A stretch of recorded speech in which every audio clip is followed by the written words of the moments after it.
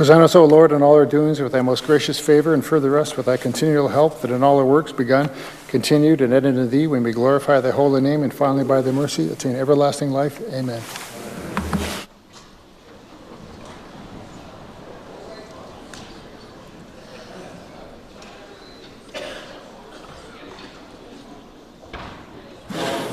Introduction of guests.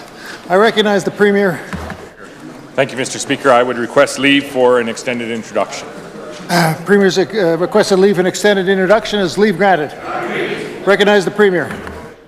Well, thank you very much, Mr. Speaker, and thank you to the members of this Assembly for leave. To you and through you, to this Assembly, Mr. Speaker, I would like to introduce some very special guests that have joined us here today. With us are the Saskatchewan athletes who represented our province in figure skating in the 2019 Canada Winter Games, which were held in Red Deer just a few weeks ago. Mr. Speaker, or in the, I guess that'd be the West Gallery.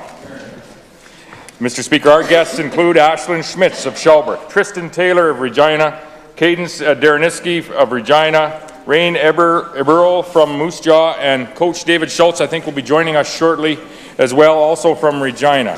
Mr. Speaker, we also have family members that have joined our guests here today. We have Cheryl Oshaway, Ashlyn's grandmother. We have Jody Dareniski, Cadence's mother, and Carla Taylor Brown, Tristan's mother.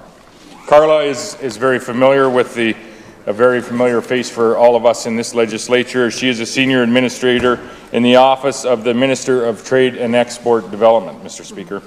Mr. Speaker, these talented skaters have had an incredible season.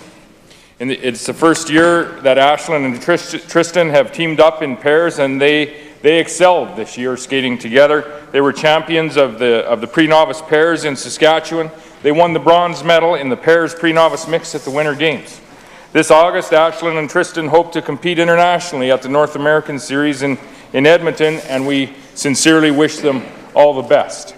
Mr. Speaker, Cadence and Rain were also a new team of skaters, and they competed for the first time together this year. And they too had great success, winning the novice pairs in Saskatchewan and the silver medal in the figure skating pairs novice mix at the Winter Games.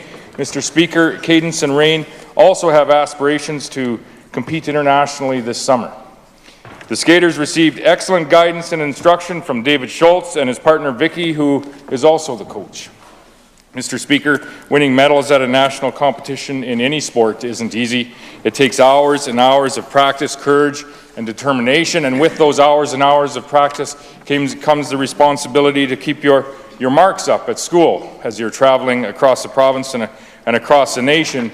And I had the opportunity to watch these individuals and others perform in the community of Shelburne, Mr. Speaker, as they did a tour across our province, and I can attest to their talents on the ice, Mr. Speaker, and I know some of the parents involved, and I can certainly attest to the efforts that these fine youth in our province are making off the ice, Mr. Speaker. So today, I would like all of us to acknowledge the hard work and the commitment of the skaters, of the coaches, of the families, and all of those involved, and thank them for the great effort that they make.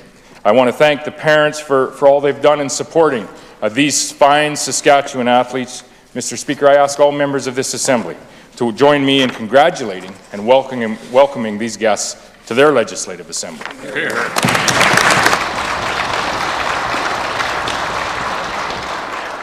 Recognize the member for Saskatchewan Rivers.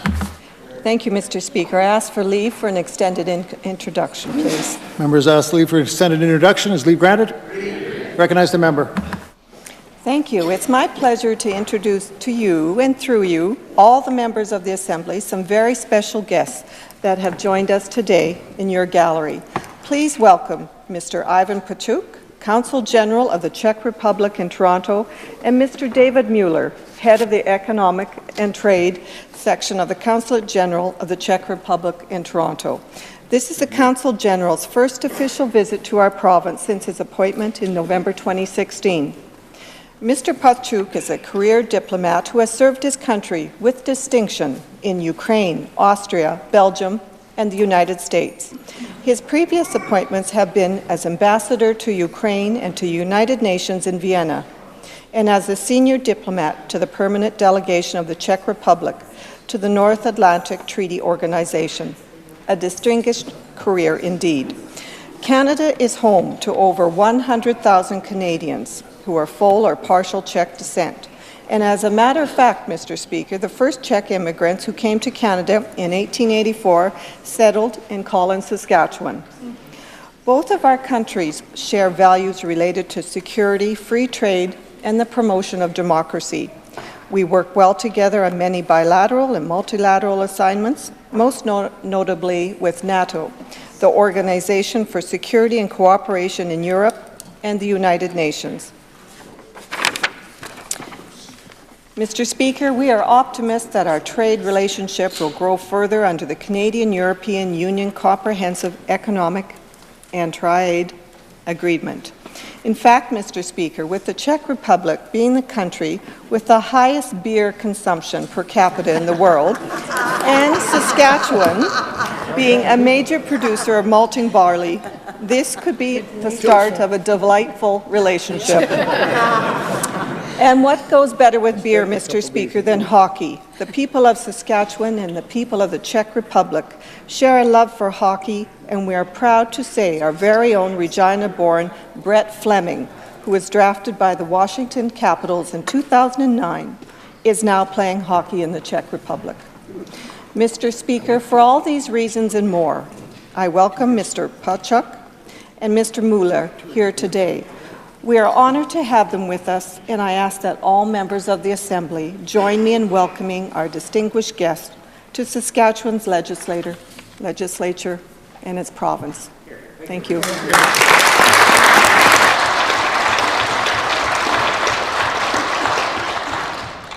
Recognize the Leader of the Opposition. Thank you, Mr. Speaker. I'd like to join with the Premier in welcoming the figure skating athletes, coaches, and family members to their legislature. It obviously takes great dedication to be such successful athletes, and we thank them for representing our province with pride. I'd like to ask all the members to join me in welcoming them to their legislature. And I'd also like to join the Provincial Secretary in saying ahoy and videta to our guests from the Czech Republic. Great to have you here today. And continuing with the figure skating theme, one of my best friends, Paul Rowe of Moose Jaw, married a figure skating champion from Brno, and they now live in Brno, so I get Czech updates once in a while, and so it's really great to see a representative and this opportunity for us to continue our economic, cultural, and social connections with the Czech Republic. Thank you for being here today, and I ask all the members to join me in welcoming our visitors to Saskatchewan. Recognize the Minister of Corrections and Policing. Thank you, Mr. Speaker. I request leave for an extended introduction. Minister's requested leave for an extended introduction. Is leave granted? Recognize the Minister.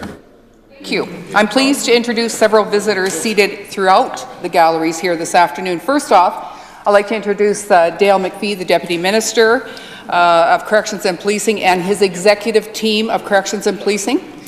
I'll start off with that. But throughout the galleries, Mr. Speaker, there are correctional officers, facility youth workers, probation officers, and community youth workers with the Ministry of Corrections and Policing across Saskatchewan. Oh, Dale Larson. Holy. Yeah, old habits die hard. Mr. Speaker, they have joined us here today to help celebrate the first official Correctional Officer Appreciation Day, a day where we recognize and honor their service to the people of Saskatchewan. These hard-working men and women help to rehabilitate offenders through counseling and programming, allowing them the opportunity to reintegrate into society and help make Saskatchewan communities safe and secure. Mr. Speaker, these officers bring skill and professionalism to a job that is not often visible to the general public and that can be demanding and complex. They are truly the unsung heroes of our criminal justice system. Mr. Speaker, to help recognize the work that these employees do beginning next Correctional Officer Appreciation Day, we will be awarding the Minister's Awards of Excellence in Community and Custody Correctional Services.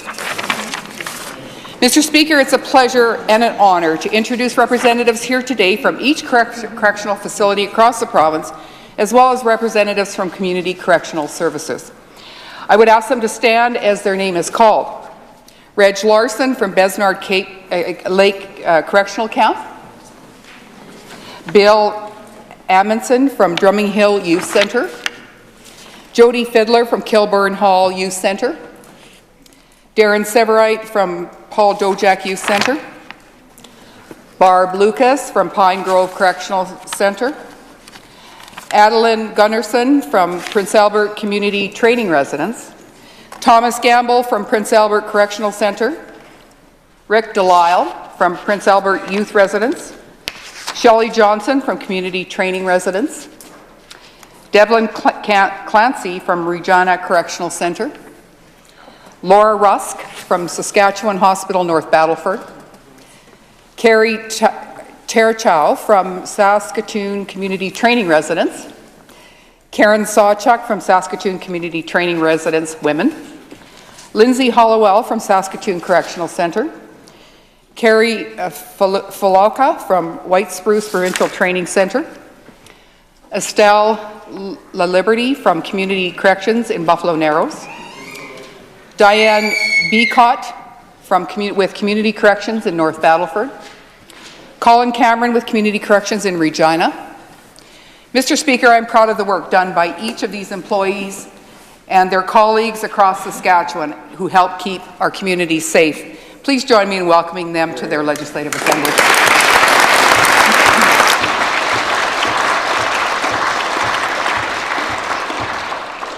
Recognize the member for Regina Douglas Park. Mr. Speaker, I'd like to join with the Minister in welcoming all of these folks to their Legislative Assembly in particular. First of all, Dale Larson, Acting Deputy Minister of Corrections. I was a bit surprised to hear that Dale McPhee might be visiting us after, I think he's a bit busy being Chief of Police for the City of Edmonton right now. But more importantly, I'd like to welcome all of the correctional workers and thank them for their work. It's important that we have days like this, Correctional Workers Appreciation Day, because often I think their work goes unnoticed by so many in our province, but the work that they do is unparalleled, and it's very important both for the rehabilitation of those that they work with, but for the safety of our community, Mr. Speaker. I've had the opportunity as critic for corrections over the past 3 years to visit all of our correctional facilities twice now, Mr. Speaker, and I can attest personally to the hard work that they do in what can be some very extreme circumstances. So thank you for all of the work that you do. It means a lot to us as a province. Please know that although we're celebrating you today, that every day we recognize the importance of the work that you do for us. I'd like to ask all members to join me again in welcoming them to their Legislative Assembly. Yeah. Recognize the Minister of Essential Services. Thank you, Mr. Speaker. I request leave for an extended introduction. The Minister's requested leave for an extended introduction. Is leave granted? Recognize the Minister. Thank you, Mr. Speaker. Mr. Speaker, to you and through you and to my fellow colleagues, I would like to introduce a group of special students visiting the Legislative Assembly today. Today in the West Gallery, we were joined by a group of 40 students, their teachers and chaperones, who have traveled from 8 northern Saskatchewan high schools. They are here for the Charles Knight mentorship program, and they are from the communities of Cumberland House, Deschambault Lake, Fond du Lac, Isle La Crosse, La Ronge, South End, Stony Rapids, and Wollaston Lake. Mr. Speaker, the students are here to participate in the educational program known as the Charles Knight Youth Mentorship Program.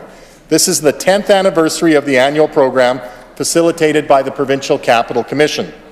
The program provides high school students from northern Saskatchewan an opportunity to learn about our democratic processes and to explore post-secondary education and public sector career opportunities here in our capital city.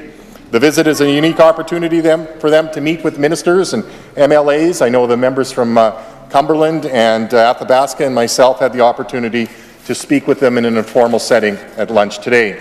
I want to thank you personally, Mr. Speaker, for facilitating the mock parliament. The students said the mock parliament rocked in the chamber earlier today. I'm sure the exercise allowed them to gain a better understanding and appreciation of how our democratic process works. I invite all members to join me in welcoming our guests to the Legislative Assembly this afternoon.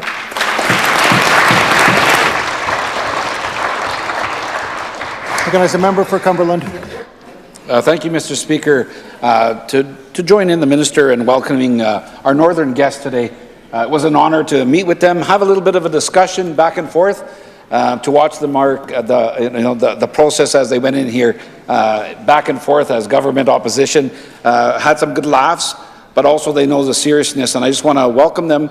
They come to this assembly to learn a process and how we work together and how we should be working together to serve all people of our great province. And I just want to welcome them here. This is their assembly, and to know that we are honouring them by our time we spend with them. And truly, it is. You are our next generation. That's so important. You are our future. So with that, I just want to welcome you to your Legislative Assembly. Thank you. Recognize the Minister of Health. Thank you, Mr. Speaker. To you and through you to this Assembly, it's my pleasure to introduce three guests in the West Gallery, Mr. Speaker. They're here from the MS Society, Mr. Speaker, which is fitting today because May is MS Awareness Month, Mr. Speaker. We have Aaron Kwan, who's the President of the Saskatchewan and Manitoba Divisions.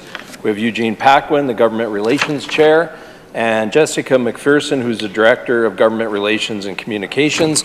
My colleague, the Minister of Rural and Remote Health, and I had an opportunity to meet with them this morning. We want to take this opportunity to thank them for all the great work they do for all the MS patients in the province. Mr. Speaker, I would ask all members to please join with me in welcoming these guests to their Legislative Assembly. Hear, hear. Recognize the member for Saskatoon Fairview. Thank you, Mr. Speaker. I'd like to join in with the Minister opposite in welcoming these guests from the MS Society to the Assembly today and thank them for the work that they do in promoting MS research and providing education and services not only to patients but also to families of those with MS. We've got our red carnations on today for the Carnations of Hope campaign. We know that women are 3 times more likely to be diagnosed with MS than men, and that's the reason for this campaign happening over Mother's Day weekend. We'd like to thank these individuals for the hard work that they do, and I'd ask all members to join me in welcoming them to their assembly today. As the member for Athabasca.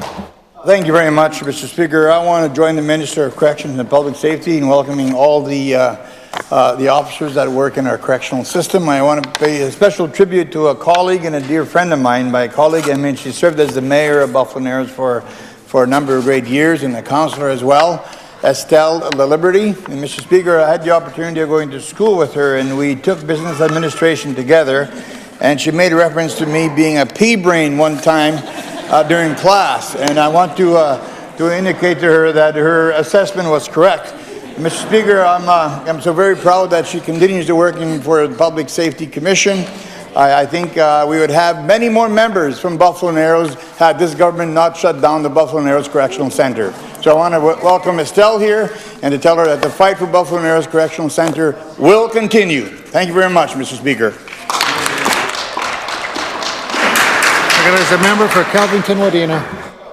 Thank you, Mr. Speaker. In the East Gallery today, we have Louise Schweitzer, the Executive Director of Northeast Outreach and Support Services. Louise is a passionate advocate on behalf of persons suffering from domestic violence issues. She operates out of Melfort and serves the region in that area. She's here promoting the 7th annual Walk a Mile in Those Lovely Red Shoes fundraiser.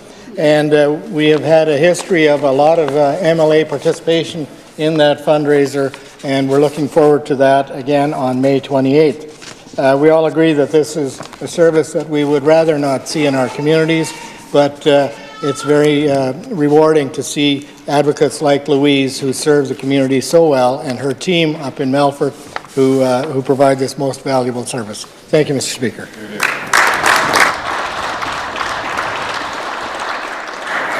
Recognize the member for Regina Douglas Park. Thank you, Mr. Speaker. I'd like to join with the member opposite in welcoming Louise to her Legislative Assembly. It's always a pleasure to see her. She does very good work in not just the city of Melfort providing support and home to those fleeing domestic violence in Melfort, but to the greater area as well. Often their shelter is full, and the work that they do is incredibly challenging, but very, very important. I had the opportunity to visit the Melfort shelter several months ago, and can also attest to the powerful work that they do in that community. It's great to see Louise here promoting a very important campaign that happens every single year. I understand my colleague, the member for Regina Northeast, will be joining you in that campaign. Please know that we're all there in spirit with our red high heels, and we very much are appreciative of the work that you and your staff do every single day. I'd like to ask all members join me in welcoming Louise Schweitzer to her Legislative Assembly. I recognize the member for Batoche. Thank you, Mr. Speaker. To you and through you and to all members of the House, I'd like to introduce a couple of very close friends of mine, Bernard and Phyllis Molenbeek, if you'd give us a wave. Bernie and I met showing cattle like maybe 50 years ago, something like that, and we've been very close friends ever since. So I appreciate them being here, and they wanted to see what it really is like at a question period in this House, so we'll try and put on a good show.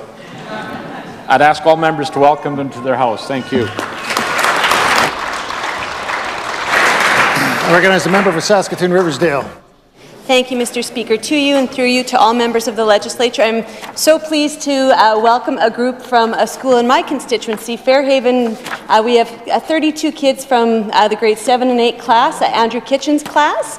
And some of you would know Andrew Kitchen. He's been an active participant in your institute, in your Teachers Institute, Mr. Speaker, and has been involved in organizing it as well on the teacher end. It's always great to see teachers who are up to the challenge of bringing kids here, and I'm especially thrilled because I think in my whole time as an MLA, I've had 3 school groups. 2 of them have been Andrew's class, I believe. So he's got a pretty good batting average, and he's invited me into his classroom in the past as well. So he's committed to making sure that his students have a good understanding of democracy, what goes on in their legislature, and frankly in their lives here in Saskatchewan. So I want to commend Andrew for his work in getting the students here, and the parent chaperones here as well who make it happen. We've got Emmanuel, Marcy, Curtis, Stephanie, Carissa, and Whitney. I want to welcome them as well. And they're staying overnight tonight, Mr. Speaker, so I don't get to meet them until tomorrow morning. So I'm not sure what else they have planned for the day, but I'm sure they'll have a pretty wonderful trip, and I look forward to asking or answering hard questions from them tomorrow morning, I'm sure. But with that, I would like to ask all members to welcome this group to their Legislative Assembly today. Recognize the member for Regina Elphinstone Centre. Thank you very much, Mr. Speaker. I'd like to add a couple of greetings to the record, if I could. Just a specific word of greeting to President of the Saskatchewan Government Employees Union, Mr. Bob Beeman, seated in the Eastern Gallery. Sometimes constituents in Regina Elphinstone Centre, I should point out, Mr. Speaker, but it's good to see Mr. Beeman here today at his Legislative Assembly. And Mr. Speaker, it's a real, it's always an honor to rise on your feet in this place, but it's wonderful for me personally, Mr. Speaker, to see Shelley Johnson here today in her Legislative Assembly.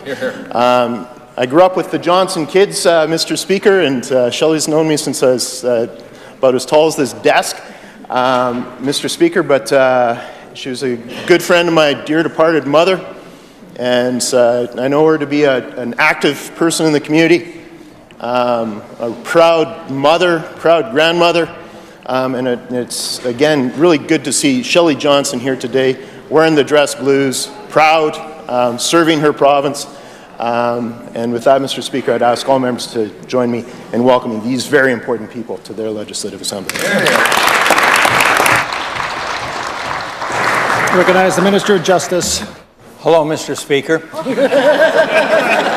I'd like to join with the member opposite in welcoming Bob Beeman to the legislature today. I spent a good part of last Friday with him at an advisory committee meeting, and while we may not agree on everything, We certainly agree on the safety and security and the importance of good civil service in our province, and want to thank him not just for his presence here today, but for the work that he and his members do protecting the citizens of our province every day. And Mr. Speaker, while I'm on my feet, I'd like to join with the Health Minister in recognizing Eugene Paquin, who is somebody from my constituency, and for the benefit of the members opposite, bought a turkey this year.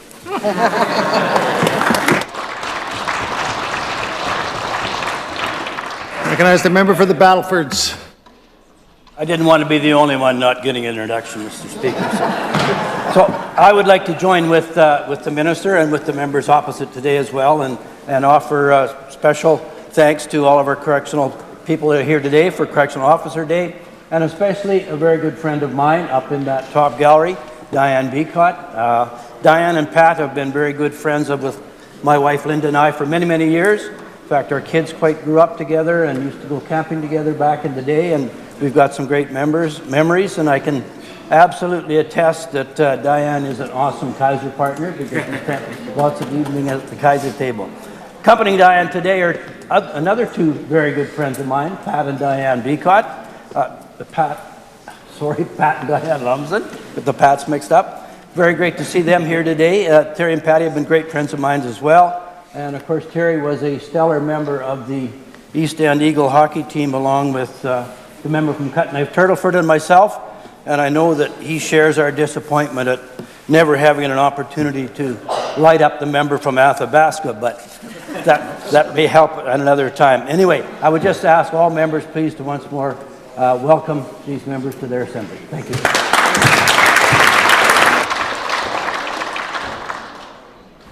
Recognize the member for Athabasca. Thank you very much, Mr. Speaker. I too want to join the minister and my colleague from Cumberland in welcoming the students from northern Saskatchewan in the West Gallery, Mr. Speaker. The people have traveled many, many miles to be here to learn about this institution and to certainly learn of the opportunities attached to our province's capital. The people that have come from Cumberland House, from L'Orange, from Wallison Lake, from South End to Chambeau Lake. That's, of course, in the Cumberland constituency. And, of course, the best constituency in the province, Athabasca. We have people from Stony Rapids, from Fond du Lac, and from Isle La Crosse. And I want to say very quickly in my own language, which really I'm really proud that they're here, and to keep on working and not to quit, and to always be proud of the fact that you're Indigenous peoples of this province, and you have a rightful place in our history. So keep up the great work, and to all Northerners, Indigenous and non-Indigenous, welcome to your assembly, and I hope that your visit and your stay is educational, informative, and you certainly have a good time learning all about the greatness of our province. Thank you very much, Mr. Speaker.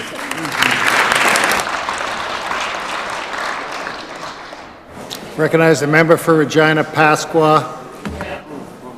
Thank you very much, Mr. Speaker. Mr. Speaker, on the East Gallery, one of my constituents sitting there, Murray Carswell. If you see that, he's a very familiar face. Very often he visits this assembly, and I ask all my colleagues to welcome him in his legislature. Thank you, Mr. Speaker.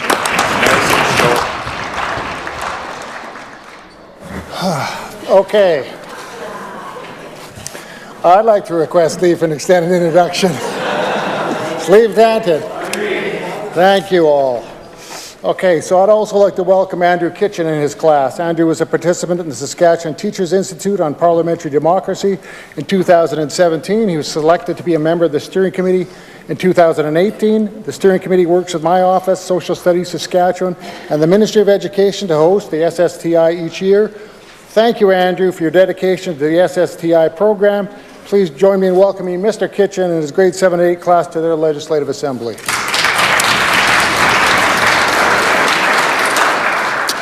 And while I'm on my feet, sitting in the West Gallery, we've got a group of 22 grade 4 students from Dr. Hannah School in the constituency of Regina Coronation Park. They were accompanied by their teacher, Jennifer Huber, and Uzma Farhat. Give us a wave. And I'll be excited to listen to their great questions at the end of these proceedings. And please join me in welcoming this group of students to their legislation. Okay, let's move on. Presenting petitions. I recognize the member for Cumberland. Mr. Speaker, I rise today to present a petition on behalf of the residents of Northern Saskatchewan. There is a definite need for a long-term care facility in La Ronge area. And according to the Croft report in 2009, shows the area in code red. There was $500,000 allocated for planning that was spent, and the plan has been ready for years. Seniors are waiting 165 days on average for a bed and are being shipped hours away from loved ones. And I'll read the prayer. We in the prayer that reads as follows, respectfully request that the Sask Party government treat Northern Saskatchewan senior citizens with respect and dignity and immediately invest in a new long-term care facility in La Ronge. Mr. Speaker, this petition is signed by many residents in Northern Saskatchewan. I so present. Recognize the member for Lloydminster. Thank you, Mr. Speaker.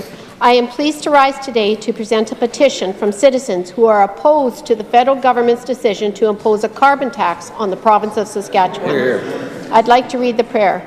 We, in the prayer that reads as follows, respectfully request that the Legislative Assembly of Saskatchewan take the following action to cause the Government of Saskatchewan to take the necessary steps to stop the federal government from imposing a carbon tax on the province. Mr. Speaker, this petition is signed by the citizens of Lloydminster, Maidstone. I do so present. Hear, hear. As a member for Regina Rosemont.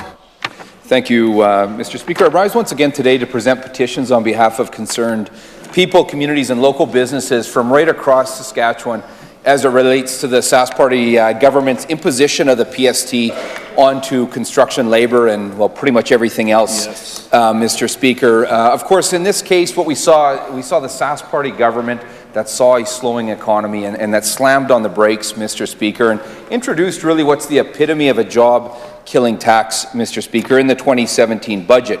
We stood up then and opposed it, Mr. Speaker. The results speak for themselves. Sadly, we see permits down all across the province. We see projects that have been shelved. We see thousands of hardworking Saskatchewan tradespeople that have been put out of work, that have lost their livelihoods. So many of those, Mr. Speaker, that have been forced outside Saskatchewan to pursue employment, Mr. Speaker. We know that households have been hit hard by the PST with an increase of almost $800 per year in just 5 years, Mr. Speaker. It's hurting families and it's hurting our economy. The prayer reads as follows.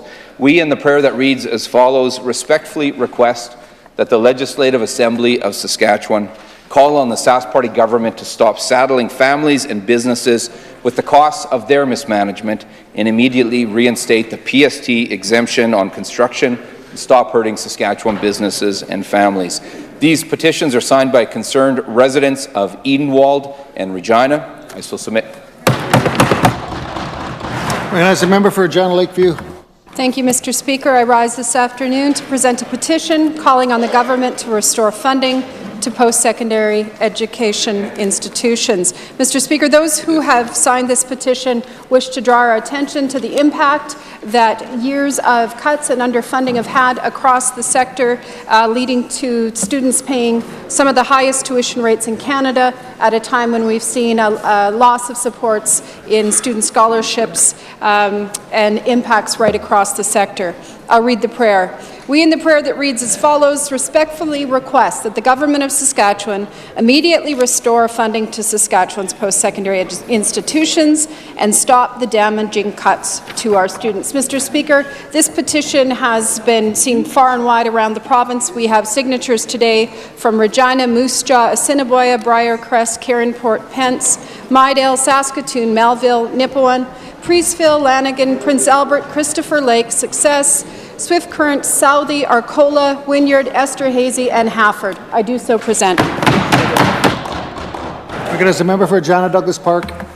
Thank you, Mr. Speaker. I rise today to present a petition calling for a public inquiry and forensic audit into the Regina bypass land scandal. Mr. Speaker, the individuals signing this petition wish to bring to our attention the following. Land developers were paid up to 80 times more for their land than long-term land home and business owners, and that thousands of people were impacted directly and lost their land, homes, businesses, access, life's work, health, history, and future.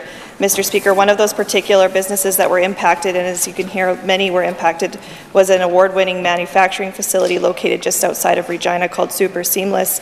Mr. Speaker, Super Seamless had plans of expansion, and in their plans, they selected a new site and expanded the land that they owned based on the bypass being a part of the original plan as it was originally. However, as we know, the plan for where that bypass was located changed, and as a result, their land had been expropriated, which caused severe financial damage and the loss of manufacturing facilities, businesses, buildings, and infrastructure on their land, Mr. Speaker. Super Seamless was not consulted on these changes, and as a result, as I said, has incurred significant financial problems as a result of the expropriation. Mr. Speaker, I'd like to read the prayer. We in the prayer that reads as follows respectfully request that the Government of Saskatchewan call for a judicial public inquiry and forensic audit into the entire Regina bypass land scandal. Mr. Speaker, the individuals signing this petition today come from Saskatoon, Regina, and Pilot Butte. I do so present. As a member for Regina Northeast. Mr. Speaker.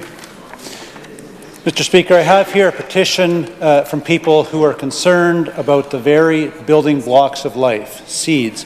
Mr. Speaker, they want to bring to our attention that the federal government is proposing to pass regulations that would give plant breeders complete control over seeds.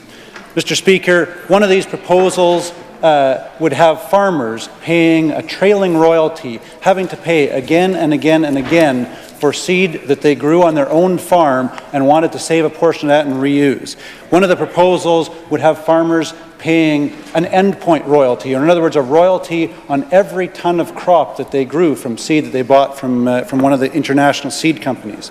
Mr. Speaker, these proposals are being pushed on farmers under the premise that it's necessary to fund research, but the petitioners want to bring to our attention that the current model of government and farmer-funded research works well and has generated returns of up to 20-to-1 for the Canadian public and farmers.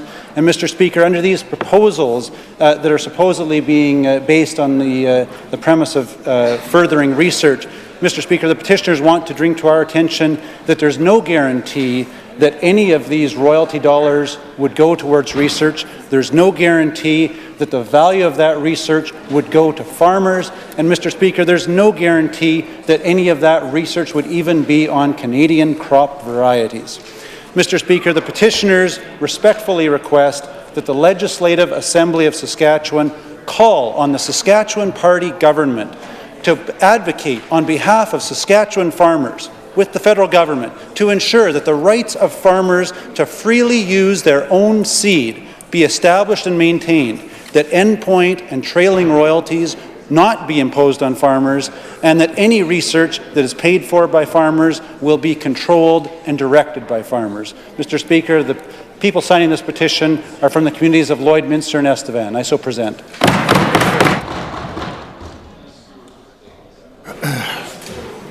Reading and receiving petitions. Statements by members. Recognize the member for Lloydminster. Thank you, Mr. Speaker. I stand today to recognize May as Multiple Sclerosis Awareness Month. I had the opportunity to participate and bring greetings to the 21st annual Jamin Built MS Walk this past weekend in Lloydminster. Mr. Speaker, there are an estimated 3,700 Saskatchewan people living with MS. Advancing MS research is a priority for our government.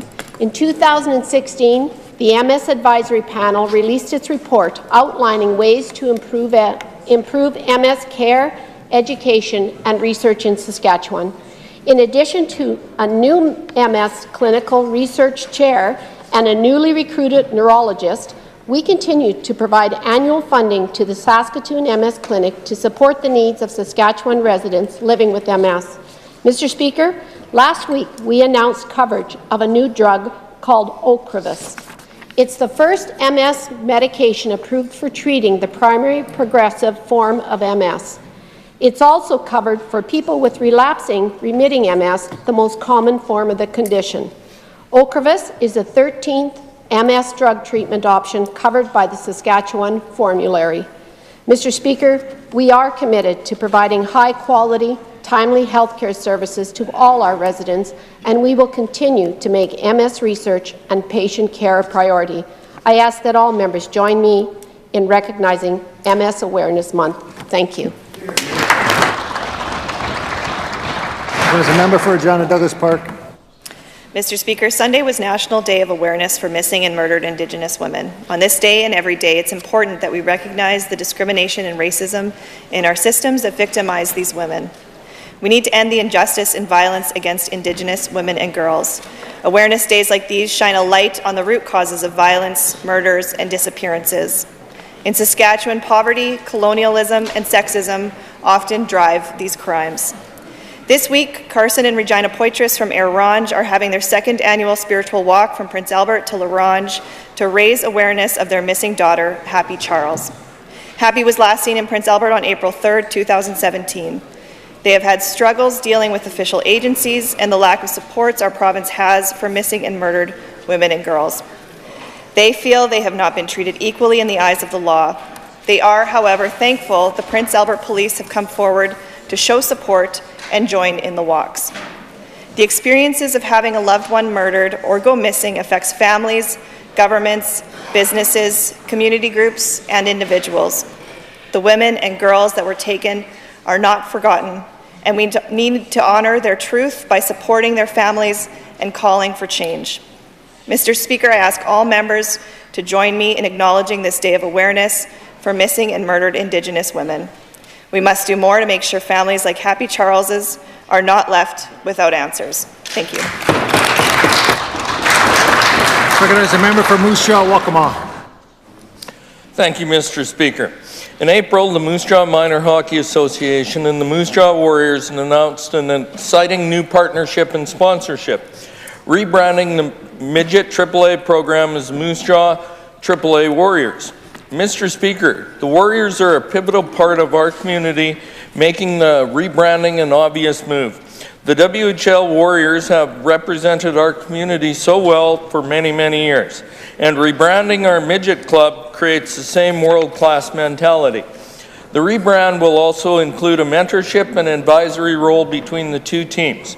Mr. Speaker, having two great teams in different leagues representing Moose Jaw with the Warriors' name and colors is a true honor for our hockey community. The wealth and knowledge that can be shared between both teams will not only strengthen our already great organizations, and I look forward to seeing their successful partnership grow. Mr. Speaker, I'd like to congratulate Jeremy Ebbett, who has been named AAA Warriors team manager, as well as Carter Davis, Carter Smith, and Evan Schwab, who have been named as assistant coaches. The Warriors have officially held their 2019 spring camp and are preparing for the regular season, and we wish them the best. Mr. Speaker, I now ask my colleagues to join me in congratulating these hockey organizations on their new partnership. Thank you, Mr. Speaker. There's a member for Prince Albert Northcote. Thank you, Mr. Speaker. Prince Albert people are known for their generosity and goodwill. A very generous donation given out this week proves this once again to be true.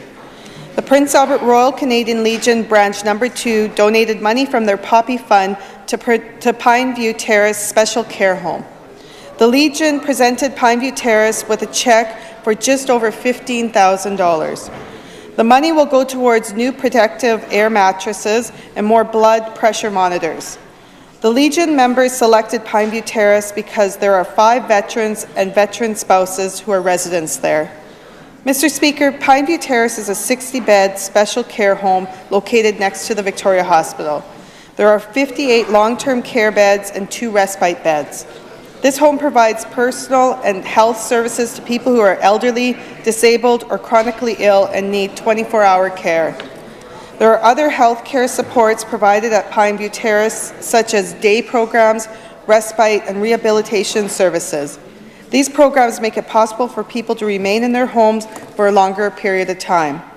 Mr. Speaker, it is important that we continue to support the Poppy campaign each year. Not only do we support our veterans by doing so, but our community benefits as well. Mr. Speaker, I ask that all members join with me to congratulate the Prince Albert Royal Canadian Legion Branch No. 2 on their very generous donation to the Pineview Terrace Special Care Home. Thank you. As the member for Kindersley. Thank you, Mr. Speaker. I rise today to recognize the community of Eston for 20 continuous years of participation in the Communities in Bloom program. Communities in Bloom is a provincial and national program that recognizes projects involving beautification, heritage and environmental awareness. Participants are evaluated on their quality of their municipality's landscaping, environmental awareness, heritage, and level of community involvement. 143 Saskatchewan communities have been involved in this program since its inception, and the community of Eston truly exemplifies the principles of this program. Eston has a long-standing group of volunteers committed to both community beautification and engagement. They have a hard-working committee of 9 people: Sandy King, Valerie Mahan, Doreen Rayburn, Leslie Kraft, Ellen Owens, Lorene Buskell, Sheila Vance, Sherry Collins, and Jill Tommy. Valerie and Doreen are 2 of the members who have been involved for all 20 years, and Sheila continues to participate at 91 years young. From development of a new community park in 2016 to community cleanup days, Eston has earned 6 provincial Community in Bloom titles. Mr. Speaker, I would ask that all members join me in congratulating the community of Eston and their volunteers for enhancing community pride and encouraging residents of all ages to get involved. Thank you, Mr. Speaker. Recognize the member for Swift Current. Thank you, Mr. Speaker. On Saturday, April 27th, I participated in the 32nd Annual Ability Bowl in Swift Current at the Frontier Bowling Lanes, which raised $126,058 for Sask Abilities. Mr. Speaker, I was a celebrity bowler, which didn't pan out so well. I may have hit the gutter, I think. Mr. Speaker, Sask Abilities is an organization that strives to build inclusive communities for everyone. At the end of the day, there was an awards ceremony and a dance, all while participants sported denim and Western gear because this year's theme of the Ability Bowl was the Rodeo Bowl. The event had a great turnout as usual, Mr. Speaker, and this year's funds exceeded last year's Beach Bowl event by over $20,000. Kerry Andres was the grand prize winner, raising $5,230 himself, while his team, which included his daughter Avery, who I understand really loves bowling, she also raised some money as well. Their team raised over $8,000 altogether, and there were several other teams that also raised over $1,000 each. Thank you to the 43 teams, the 200-plus bowlers for obtaining 1,500 pledges from the outset of the day, and the 140 community partners and sponsors for their donations. Thanks to the generous bowlers, volunteers, and residents of Swift Current and Southwest Saskatchewan for helping the Ability Bowl to run smoothly once again and contribute to its successful outcome. Mr. Speaker, I now ask all members to join me in recognizing Sask Abilities and all the participants for their efforts and collaboration to support this wonderful cause. Thank you, Mr. Speaker. Hear, hear. As the member for Saskatoon Westview. Thank you, Mr. Speaker. Mr. Speaker, I stand today to recognize this week as Mental Health Week and today, May 7th, as Child and Youth Mental Health Day. This week will feature many important events that aim to raise awareness on mental health, like the Barrett Nelson Memorial Music Festival, which I attended this past weekend in Radisson. This year's theme is #GetLoud, about what mental health really is. The theme acknowledges that good mental health includes having balance in your life and managing life's highs and lows. Since 2007, National Child and Youth Mental Health Day has been raising awareness in a similar way for the unique challenges facing youth. Mr. Speaker, the 2019-20 budget includes record funding of almost $402 million for mental health and addiction services. These investments will result in more beds, more counseling services, and more staff, with specific investments to hire more clinicians to better treat children and youth with mental health issues. Mr. Speaker, our mental health is truly vital.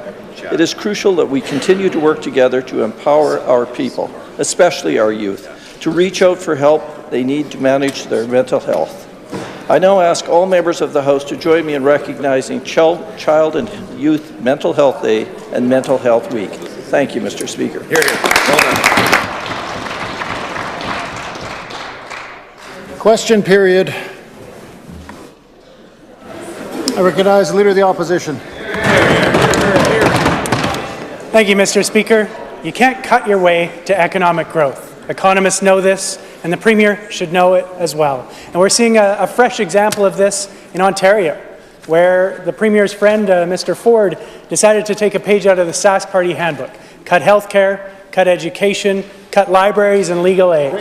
And what's the impact? The impact already is that the Bank of Canada saw the way that that's going to damage our economy to the point that they've downgraded the economic predictions for the entire country. Because that austerity approach, when you cut services, it hurts people and it slows down our economy, Mr. Speaker. And we've seen the impact of that right here in Saskatchewan. 2018 GDP numbers for Saskatchewan are dismal, Mr. Speaker. The lowest, second lowest outside of the Maritimes, lower than the Territories, lower than PI, once again lower than the national average, Mr. Speaker. An economy that's struggling, the result of damaging decisions of a government that's cut services and hurt our economy, Mr. Speaker. When will this Premier admit that it's a failed policy? When will he take the steps to invest in people and improve the Saskatchewan economy? I recognize the Premier. Mr. Speaker, with respect to the budget that was announced in this House this spring, Mr. Speaker, by our Minister of Finance, it actually included the largest health care investment ever in the history of the province, Mr. Speaker. Mr. Speaker, it included investments in mental health that are unprecedented here in the province, Mr. Speaker. We understand there's more work to do, but most certainly we feel we are on the right path, Mr. Speaker, when it comes to our investment in health care, when it comes to the largest investment in the history of the province in education, Mr. Speaker, in social services, Mr. Speaker. There was a significant investment in exactly the priorities the people of this province expect their provincial government to be investing in. Mr. Speaker, with respect to the general economy here in the province, Mr. Speaker, I would put forward that over the course of the last decade, the economy has been strong here. I just had the numbers of $31 billion is our export value here this past year, Mr. Speaker, up some 45% since 2007, Mr. Speaker. A tremendous increase, Mr. Speaker, in our wealth-generating exports here in the province, exports in the industries of agriculture and manufacturing and energy, Mr. Speaker, and mining, Mr. Speaker. Some of the most sustainable products that we are supplying to the rest of the world, the food, fuel, and fertilizer that the world needs, Mr. Speaker. We're doing so competitively, we're doing so sustainably, and we're doing so, and we're putting people in this province to work, Mr. Speaker. I recognize the Leader of the Opposition. Mr. Speaker, whether the Premier will admit it or not, whether he can see it or not, the Saskatchewan economy is in rough shape. And it's not getting any better in the coming year. The Royal Bank of Canada has downgraded its predictions for Saskatchewan, having us as the third lowest growth in the entire country. TD Bank is saying the exact same thing, Mr. Speaker, and has us for the 5th year in a row at below the national average in terms of GDP growth, Mr. Speaker. And what do they attribute this to? Sluggish labour market, decreased capital investment, and a decreased construction activity, Mr. Speaker. This is a government that drained our infrastructure accounts during the best times. They overspent on costly mega projects and as a result left us with nothing but debt in the bank, Mr. Speaker. Not only that, not only did they leave us with nothing but debt in the bank, they slapped the PST onto construction, slowing down a key industry in a time of economic slowdown, Mr. Speaker. Everyone can see it. The banks can see it. Businesses can see it. People who are struggling to pay their bills can see it. I don't know why the Premier can't see it, Mr. Speaker, but the reality is he needs to acknowledge that the economy is struggling. Will he today? Will he do that? And will he take the PST off of construction so that we can get Saskatchewan people back to work? Recognize the Premier. Mr. Speaker, I believe the infrastructure investments that he's referencing are infrastructure investments like 42 brand new schools in communities across the province, Mr. Speaker. Infrastructure investments like the Saskatchewan Hospital, North Battleford, Mr. Speaker. Not only offering a significant infrastructure investment, but offering a service, Mr. Speaker, that has never been offered in the province before. Mr. Speaker, I suppose he might be referencing the investment in a children's hospital in Saskatoon, Mr. Speaker. Again, in the process of attracting and signing up 80 new surgeons, Mr. Speaker, to ensure that our children have opportunities to receive services here in this province that we have never been able to before, Mr. Speaker. And the way we do that is to continue to ensure that we are working to enhance the opportunities that we have in our strong economy here in the province, Mr. Speaker, as we continue to ensure that we have the ability to get our products to market by advocating not only for rail infrastructure but for pipelines, Mr. Speaker, and I've asked the Leader of the Opposition to advocate with his federal leader and maybe change his mind with respect to how we get those products to market, those sustainable energy products that are produced here in the province, Mr. Speaker. I've asked him to advocate maybe with his federal leader or even within his caucus or within himself, Mr. Speaker, to ensure that we don't have a federally imposed carbon tax on our industries here in the province, Mr. Speaker. These are all challenges that our economy is facing, Mr. Speaker, challenges that we are facing, Mr. Speaker, on behalf of the people of this province, and will continue to stand up for the hardworking people, the hardworking families across this province, Mr. Speaker, so that we can ensure that our best days are still ahead. Recognize the Leader of the Opposition. Mr. Speaker, you notice in that laundry list, he never seems to mention the GTH or the bypass that went from $400 million to $2 billion or the carbon capture project that never seems to work the way it should, Mr. Speaker. Out of control. Recognize the Leader of the Opposition. You guys can dish it. Thank you, Mr. Speaker. Aside from not wanting to mention the costly mega projects that they wasted money on, Mr. Speaker, the Premier also doesn't mention that in his own budget, in this year's budget, you see the capital spending dropping off significantly. And the banks have pointed out the way in which that's a significant problem for our economy, Mr. Speaker. It's an economic problem.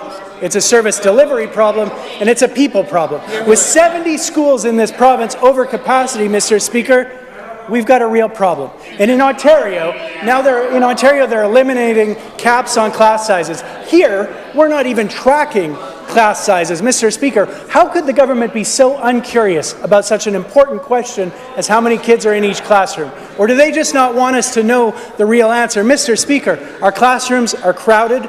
30, 40 students. Our classrooms are more complex, more kids with special needs, more kids with English as an additional language.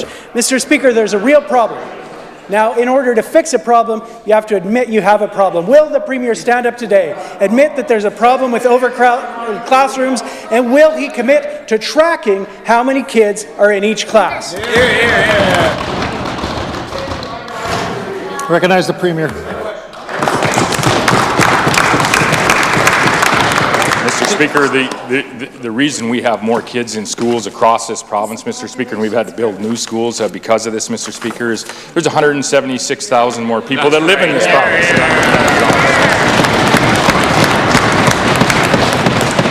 The reason there's 176,000 more people that are living in this province, Mr. Speaker, families and communities right across Saskatchewan, is because there's 76,000 more jobs in this province, Mr. Speaker, than when the member's opposite had the opportunity. Our job numbers are up 9,800 year over year, Mr. Speaker. We have taken the strength of that economy, Mr. Speaker, and the profits from the strength of that economy, and we have invested it in 42 new schools across the province, Mr. Speaker, so that our children can ensure that they are able to attend a school not only in their community, Mr. Speaker, but near where they live, Mr. Speaker. And I would just take note of this. The average class size in this province, due to the investment of this government, Mr. Speaker, on behalf of the people, the largest single investment ever in education in a year, Mr. Speaker, the average class size is 19.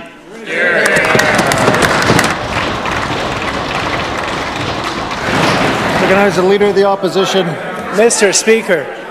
Speaker, for one thing, if we want a future economy that works for Saskatchewan, we need to invest in education. If we want the population to continue to grow, we need to invest in education. This government has been cutting from our classrooms despite them being more crowded and more complex. 7,000 more kids since 2016, but not $1 more, Mr. Speaker. And as for that average number, that is absolute nonsense, Mr. Speaker. 30, 40 students per class because they don't count. They don't actually count it the right way. They don't have a method that is remotely reliable, Mr. Speaker. So will the Premier commit? Will he make the change? Will he actually tell us how many kids in how many classes? I recognize the Minister of Education. Thank you, Mr. Speaker. Mr. Speaker, I've stood on my feet a number of times in this House over this session, Mr. Speaker.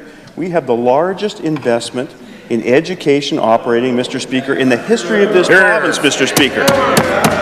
Record investments in capital, Mr. Speaker. The Leader of the Opposition stands up, Mr. Speaker, and complains about the fact that we're spending money on capital, and yet complains that we're not building enough schools, Mr. Speaker. Please come to order. Recognize the Minister. Mr. Speaker, in Weyburn, there's a sod turning this week, Mr. Speaker, for a new facility in that community, recognizing the needs in that community, Mr. Speaker. In Rostern, Mr. Speaker, there's a new school under construction. We've announced 4 new schools, Mr. Speaker, in the constituency of Lakewood, right in the 2 new schools right in the constituency of Lakewood, and 4 new schools, Mr. Speaker, a 4-school consolidation in the city of Moose Jaw, Mr. Speaker. We continue to assess what our capital needs are, Mr. Speaker, across the province. We'll continue to invest, Mr. Speaker, not just in capital. We'll continue to invest in operating, Mr. Speaker, because we recognize that the future of this province, Mr. Speaker, is with the children in those classrooms, Mr. Speaker, and that's clear from the investments that we've made. Recognize Leader of the Opposition. Mr. Speaker, I think we need to slow this question down a little bit because they don't seem to be following the importance of this issue. The fact of the matter is this government doesn't actually count the number of students in classes. Minister, please come to order. Recognize the Leader of the Opposition.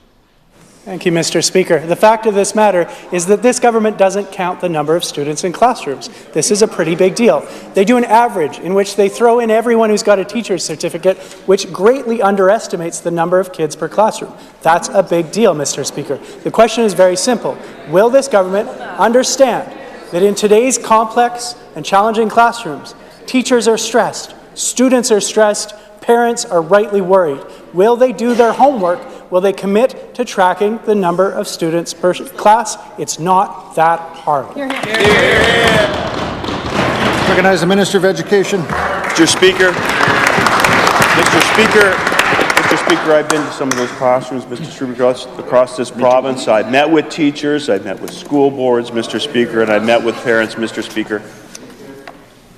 And I understand that there's challenges in the classroom, Mr. Speaker. That's why in last year's budget, we committed an additional $30 million into operating. In this year's budget, Mr. Speaker, another $26.2 million into the budget, Mr. Speaker. We'll continue to have conversations, Mr. Speaker, with the teachers in our classrooms, Mr. Speaker, to make sure that we're providing the right supports and the right resources to our classrooms so that we can ensure that the children in our classrooms, who are the future of this province, Mr. Speaker, get the best possible education. Mr. Speaker, I'm very proud of the education system in this province. I think it's one of the best education systems in the country, Mr. Speaker. Is there more work to do? You bet there is, Mr. Speaker. But the discussions that we're having around innovation in the classroom with respect to delivery of education, Mr. Speaker, with respect to the funding of education are important conversations that we're going to continue to have with our education partners.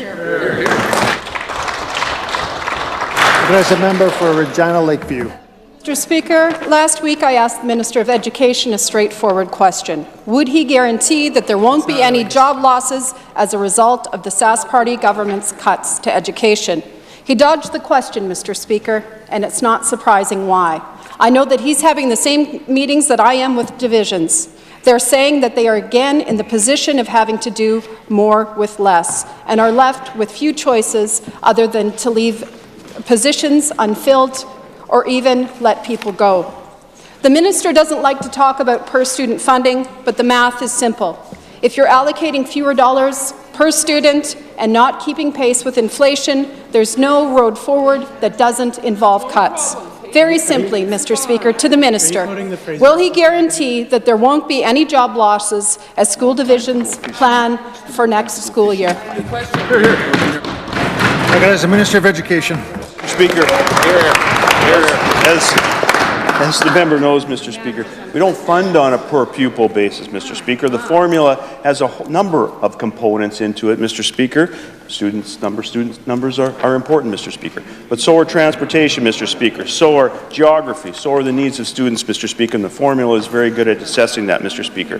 The member also knows, Mr. Speaker, that the funding that's provided by this government to school divisions is unconditional funding. School divisions will make the decision as to how those funds are deployed within their school division, Mr. Speaker. But as I've mentioned before, Mr. Speaker, as we go forward, and these conversations are already underway, So we talk about innovation in terms of how we deliver public education in our classrooms, how we fund public education in our classrooms are important. And I met with Mr. Speaker. I spoke to the STF on the weekend, Mr. Speaker. This is a big ship to turn, Mr. Speaker, but we know that work needs to be done in terms of how we support our classrooms. We've heard that from teachers. And we're going to continue to have those conversations, continue to assess how we do things in public education, not just with respect to delivery, Mr. Speaker, but how we fund it. Recognize a member for Regina Lakeview. Mr. Speaker, 2 years ago, that government spent $1.4 million to find efficiencies in education at a time when they cut $54 million from our classroom. This year, it's $500,000 to fund innovation. Here's an innovative idea for that minister. How about you properly fund our classrooms? And here's some truth for that minister. The cuts to education over the last couple of years have caused strain on classrooms all across the province. And I know that the minister is privy to the same conversations that I am. These conversations should be concerning to him. The budget won't cover inflation or staffing needs in the classroom, and educators are left scrambling to make do with less, despite great fanfare from that minister and that premier when they were running for the leadership. Why isn't this minister more concerned that school divisions have to cut teachers because of his cuts?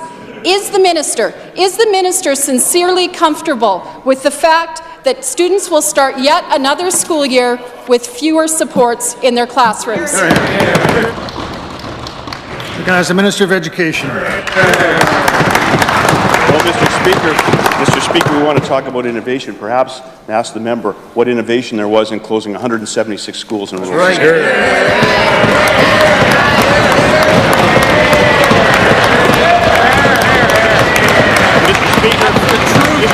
It's the truth. It's your record.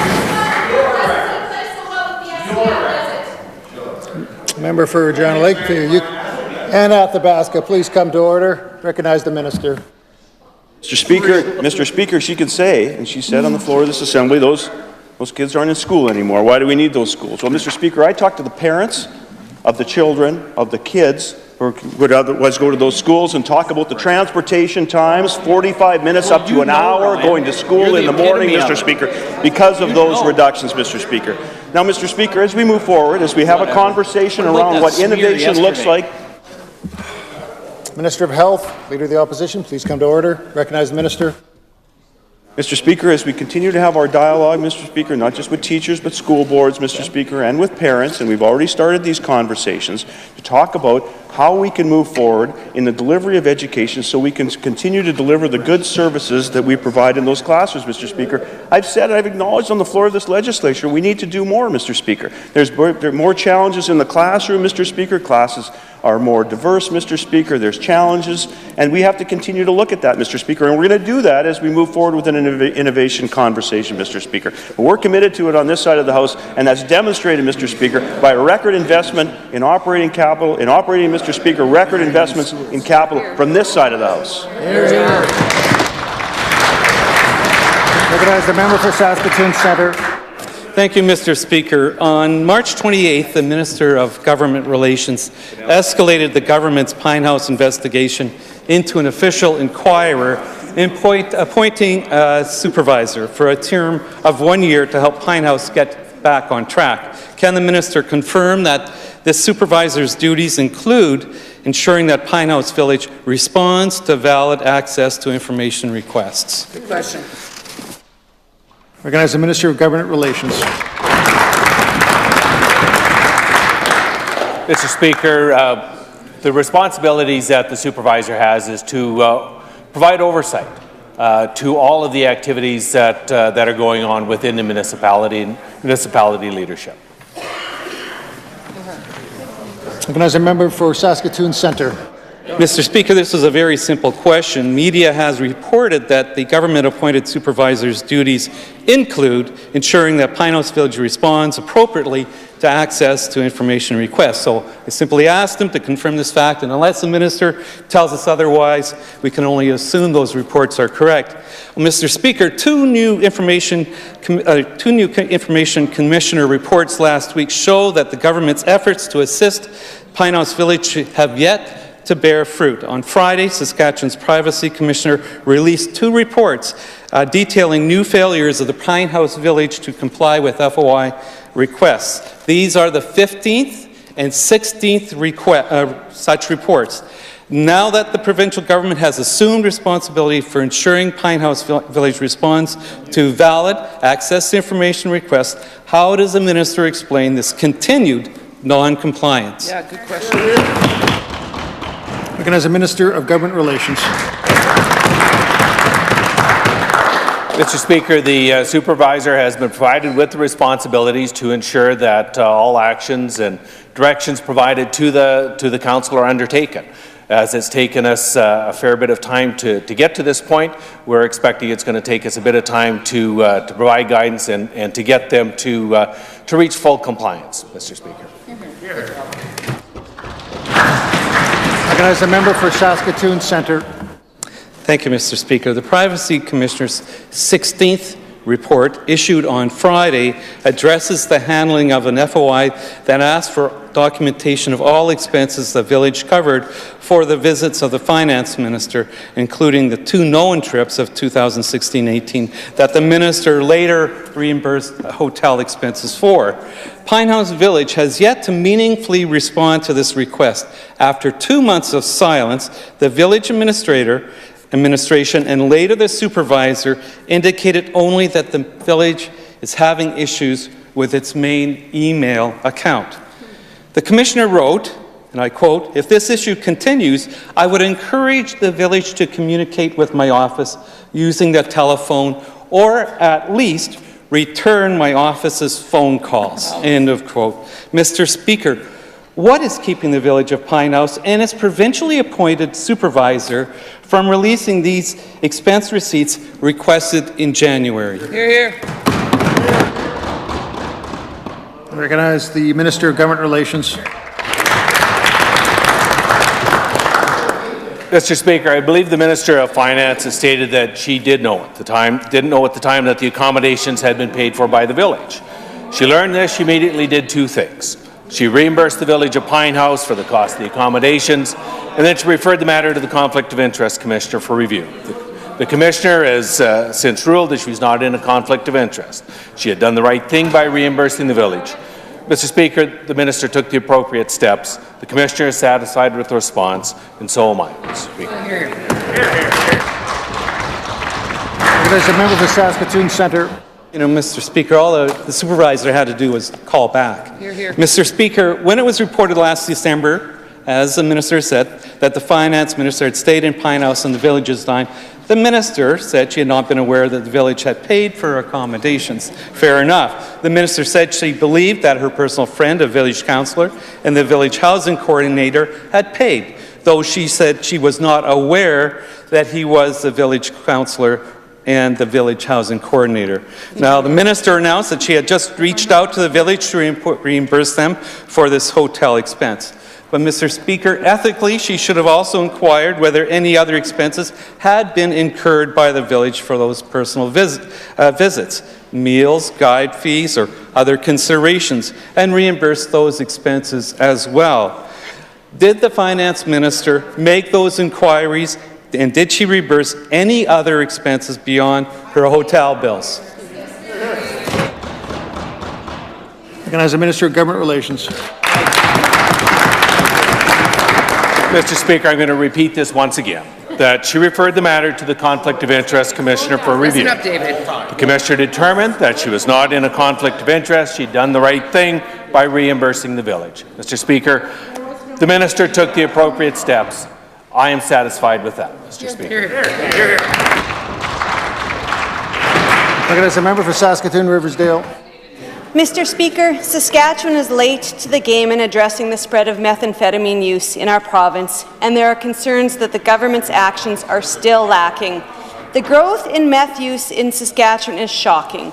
In 2013, 3% of people seeking admissions to inpatient addictions treatment centres identified meth as the cause.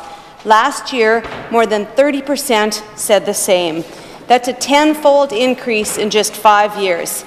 And this echoes what we've been hearing from people on the front lines of this crisis for years.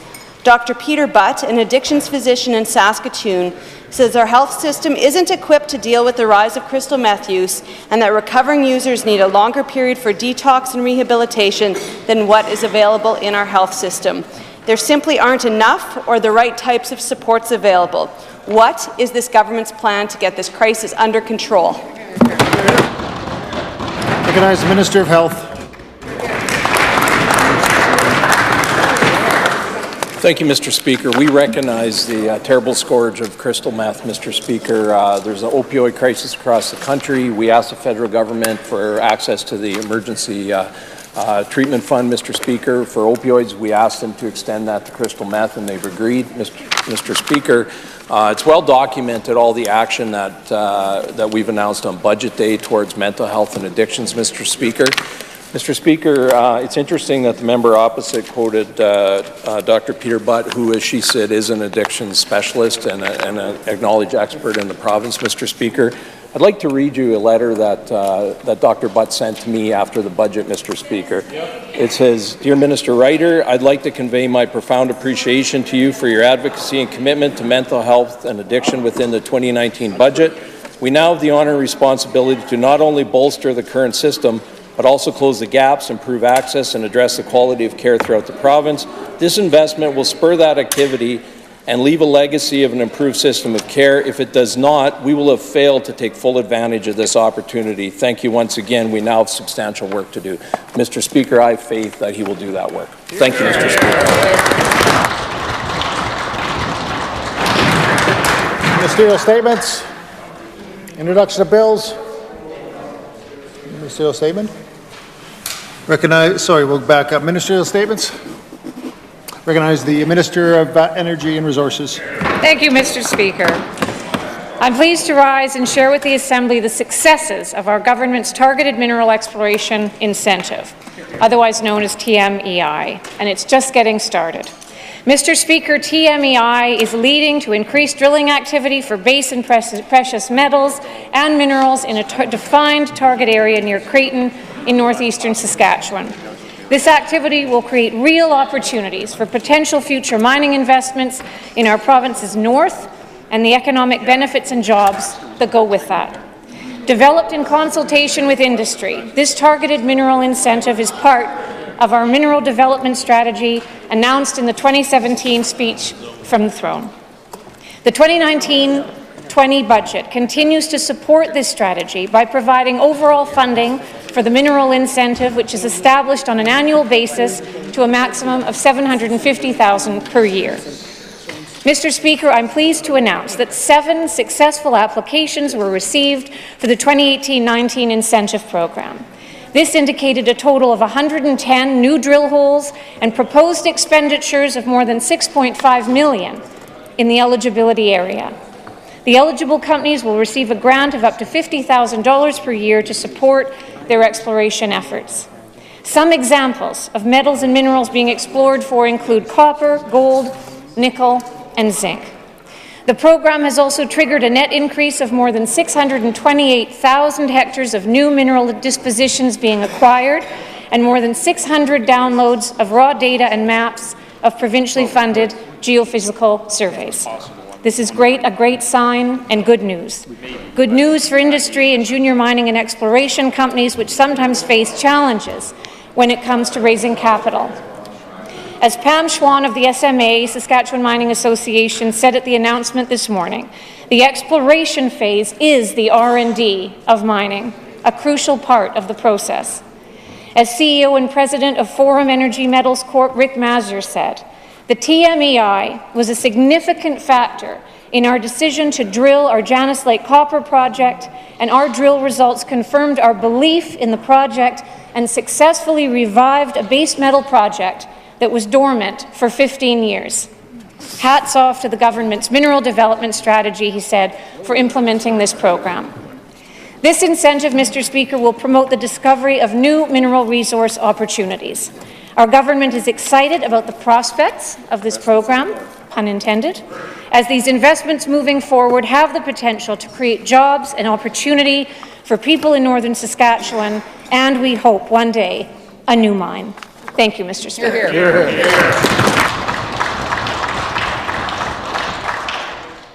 Recognize the member for Athabasca. Thank you very much, Mr. Speaker. I'm pleased to stand on behalf of the official opposition as Energy and Mines Critic to respond to the government's Targeted Mineral Exploration Incentive Program, or TMEI. Mr. Speaker, there's no question that we as an opposition have been waiting with a great sense of urgency as to what the government's plan for the economy of northern Saskatchewan. With the recent closure of some of the important uranium mines that Cameco announced a few short months ago, we have saw that there has been hundreds of jobs lost to northern Saskatchewan communities, and many families are being adversely affected, Mr. Speaker. Through the increased lease fees of Crown lands, and a lot of the costs of the Crown land lease fees have gone through the roof, and many people that have looked at opportunities in tourism or commercial fishing or sport fishing, Mr. Speaker, now have to deal with the increased lease fees. There's no more forestry rights for northern Saskatchewan people, as those rights were taken away and given to a BC company, Mr. Speaker. When all the tragic events happened to the economy of northern Saskatchewan, even the so-called rapid response team that the government likes to make reference to didn't even show up in our northern Saskatchewan communities, Mr. Speaker.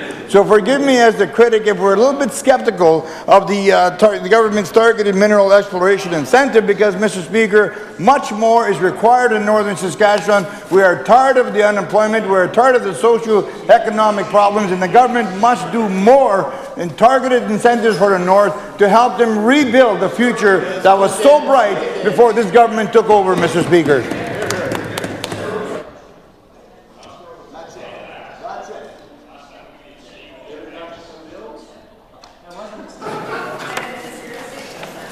Introduction of bills, presenting reports by standing and special committees. I recognize the chair of the Standing Committee of Human Services.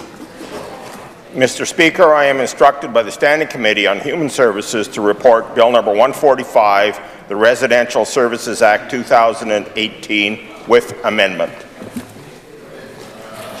When shall this bill be considered in Committee of the Whole on Bills? I recognize the Minister of Social Services.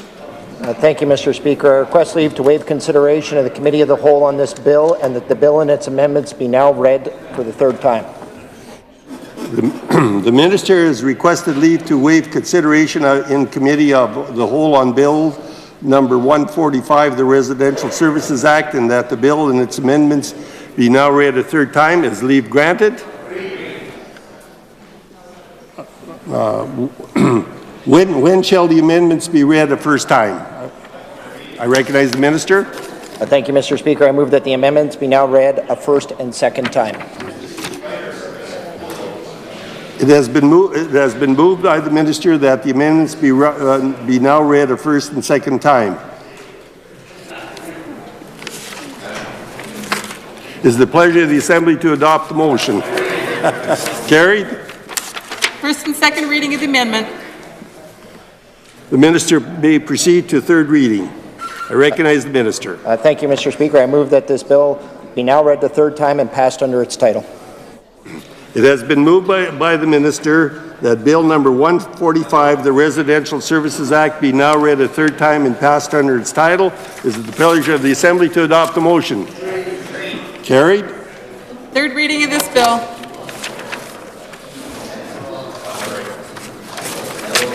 I recognize the Chair of Human Services. Mr. Speaker, I am instructed by the Standing Committee on Human Services to report that it has considered certain estimates and to present its 8th report. I move the 8th report of the Standing Committee on Human Services be now concurred in.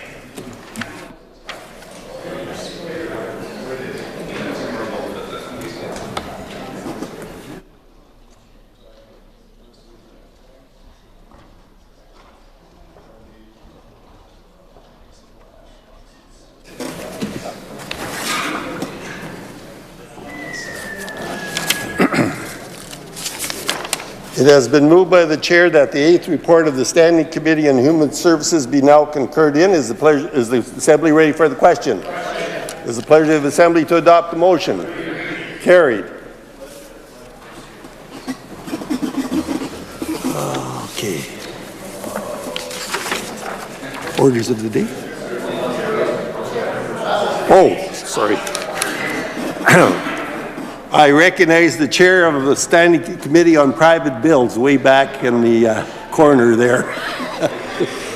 Mr. Speaker, I'm instructed by the Standing Committee on Private Bills to report that it has been considered Bill number 903, the Canadian Revival Training Act 2018, and to recommend to the Assembly that this bill not proceed and to present its third report. I move that the third report of the Standing Committee on Private Bills on Bill number 903, the Canadian Revival Training Centre Act 2018, be now concurred in.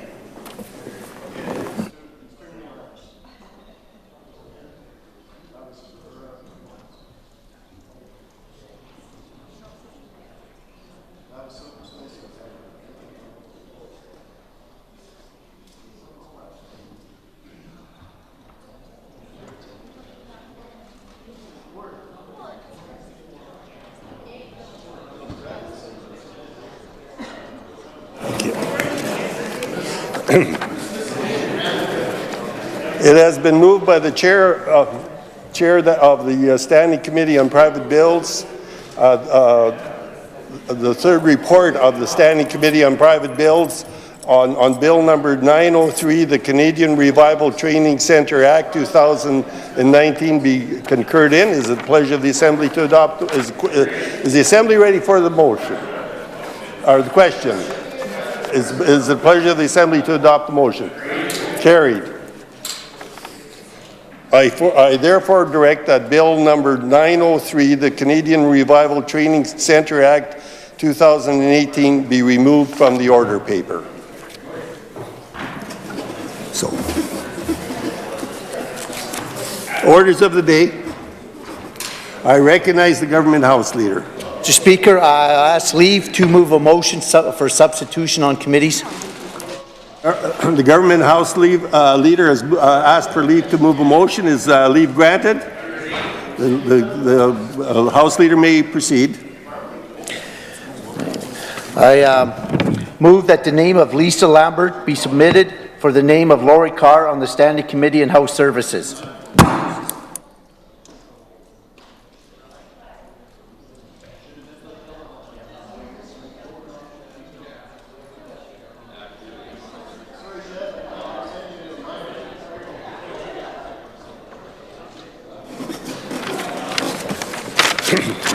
The Government House Leader has moved that the name of Lisa Lambert be substituted for the name of Laurie Carr on the Standing Committee on House Services. Is the pleasure of the Assembly to adopt the motion? Carried. I once again recognize the Government House Leader. Mr. Speaker, so the committees may continue their good work, I move this House to now adjourn. The Government House Leader has moved that this House adjourns. It is the pleasure of the Assembly to adopt the motion. Carried. The House stands adjourned until tomorrow at 1:30 p.m.